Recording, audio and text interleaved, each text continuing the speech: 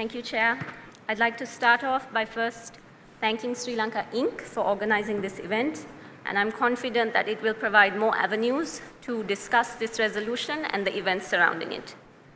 My paper will very briefly explore 4 topics, that of multilateral affairs, geopolitics, economic and trade issues, and the issue of the one-size-fits-all model. Now, any form of discussion on this resolution becomes so highly politicized that it is now presumed that you are either anti-government or pro-former government, or that you are pro or anti-US, or that you are pro or anti-UN if you have any sort of opinion on it. But the background and context of this resolution is not so simply polarized, and it's far more complex. And if we are not careful, we can get so caught up in the politicization that we can miss the legitimate issues that surround it. These ramifications impact both the macro level in relation to Sri Lanka as a sovereign entity, and ultimately trickle down to the micro level in relation to the lives of individual Sri Lankans, you and me sitting in this room. Briefly looking at multilateral issues in relation to the resolution, if you look at the statements of the countries that have voted against this resolution since its adoption in 2012, you will notice a clear pattern. They note that the resolution was unnecessary and uncalled for, considering that Sri Lanka had always cooperated with the UN system and its bodies.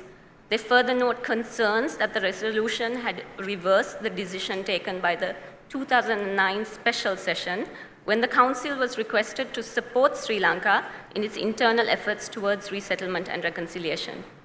They also note that Sri Lanka had provided regular updates on the internal situation in the country. And finally, because of these reasons, there was further concern that this resolution pointed to the fact that the Council was used as a trigger mechanism, that is, as a political tool by powerful states to control smaller developing states. Now, in terms of multilateral affairs, by now sponsoring this resolution, we are distancing ourselves and our stand from the points just referred to.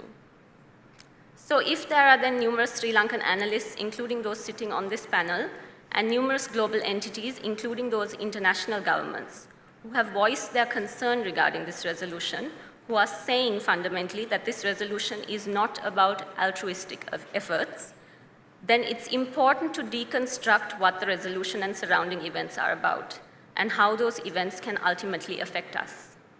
What is important in any discussion of this nature is context and basis, and these are 2 themes that my presentation will try to come back to. I'd like to start with the most contentious issue, and that is geopolitics. For the most part, the discussion tends to become so politicized because since the resolution's adoption in 2012, many have pointed out that this US-led initiative was more to do with regime change than the protection of human rights or promoting reconciliation. In fact, Ambassador Gunaratne made this argument before 2012, and she noted that the resolution was part of a system that legitimized intervention, and what it was seeking was a system change. But at that point of time, not many people, including those in the government, were listening. And there is a context and basis to that argument. And looking at context and basis is the only way in which to quieten the white noise of saying that if you bring up this point, you're simply a conspiracy theorist. As such, the arguments here should not be focused on the previous or present regime per se, but on the need on the part of the US for establishing control. And this need for control is connected to Sri Lanka's geopolitical significance to the US. For instance, the Committee on Foreign Relations, submitting its report to US Congress in 2009, in the report titled Recharting US Strategy After Sri Lanka's War, notes that Sri Lanka is, I'm quoting from the report, Sri Lanka is strategically located at the nexus of maritime trading routes connecting Europe and the Middle East to China and the rest of Asia. It is directly in the middle of the old world, where an estimated half of the world's container ships transit the Indian Ocean. And among the numerous flags that the report raises about Chinese activity in Sri Lanka, it notes that, I quote, even for those that dismiss China's string of pearls strategy as overblown, there is concern about growing Chinese influence on the Sri Lankan government. It is important to also note at this juncture that US naval and marine core vision strategies in 2007 and 2008 changed, asserting that the two oceans of relevance for the US would no longer be the Atlantic and Pacific, but the Pacific and the Indian Ocean. And if you look at countless US reports on Sri Lanka after the war, the main themes should have been reconciliation and human rights protection, but a large chunk deals with strategic geopolitical significance. You would recall Secretary Kerry's statement in May this year that confirms this. In that sense, we at home have a very misplaced view of the country and its place in the world, that it's simply a dot in the Indian Ocean. But global powers have long seen not simply the country's significance, but its immense significance in terms of geopolitical placement. In that sense, Sri Lanka may not be a superpower, but we are without a doubt a superposition, and that should not be overlooked. So if you have this tiny state that is of extreme geopolitical significance to you, and what you would ideally require then is an accommodating government so that your interests can be solidified and protected. If that accommodation is not present, it doesn't matter what the regime is, a change would be construed as necessary. And if you don't know history, that may sound like a conspiracy theory, but this is a strategic political tool that has been perfected by the United States over the years. Nicaragua, Guatemala, Iraq are but a few examples that history has provided us with.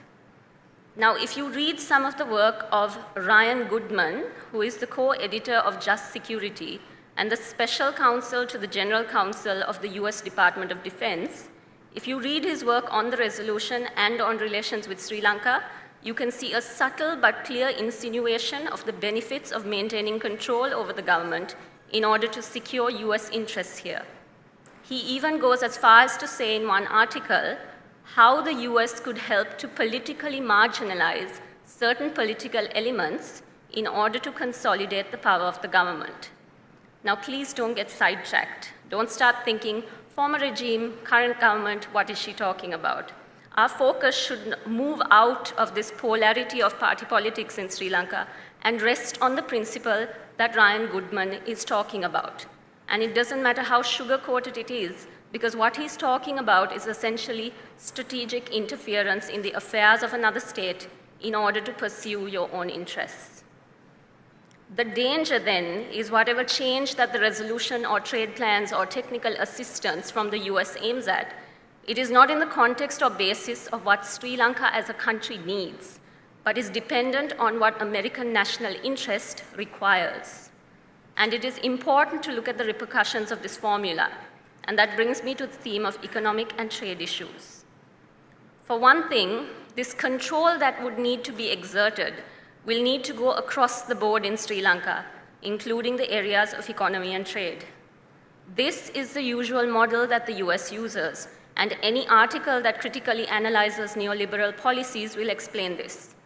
That way, if the government they're dealing with steps out of line, they would either have a very big carrot, a trade or economic dependency, for instance, or a very big stick, like a UNHRC resolution, or both, in order to keep that government in check. The main aim, however, is control. In this light, you would recall Secretary Kerry's statement in May this year that affirmed that the US would provide technical assistance to the government as it makes constitutional and democratic reforms, and that the Commerce and Treasury departments of the US will send advisors to help develop a plan for more investment and economic growth. If the United States is offering advice anywhere in relation to commerce, investment, or economic growth, it would fundamentally be based on the principles of neoliberalism and free trade. Now, everyone knows that there are advantages in this system, but more recently, analysts and business people alike have flagged the dangers of this model. How the focus is on growth and not equitable growth. How this model benefits large multinationals, but how smaller national players are unable to compete. And there is further concern on how the IMF and World Bank fit into this mix, as was the case in Jamaica, and how it results in the dangerous dependency of smaller developing states on loans. If what Secretary Kerry talked about in May is now fleshed out in terms of negotiations, advice, or technical assistance, then there needs to be transparency with regard to those negotiations, an assessment of what's being negotiated and how it will impact Sri Lanka's business and farming communities. You may recall that Ambassador Jeffrey Lundstedt, who served in Sri Lanka from 2003 to 2006, specifically talked about the kind of government system that the US would support in Sri Lanka, and that it is one that favors market-oriented economic reform, pro-free trade, and globalization.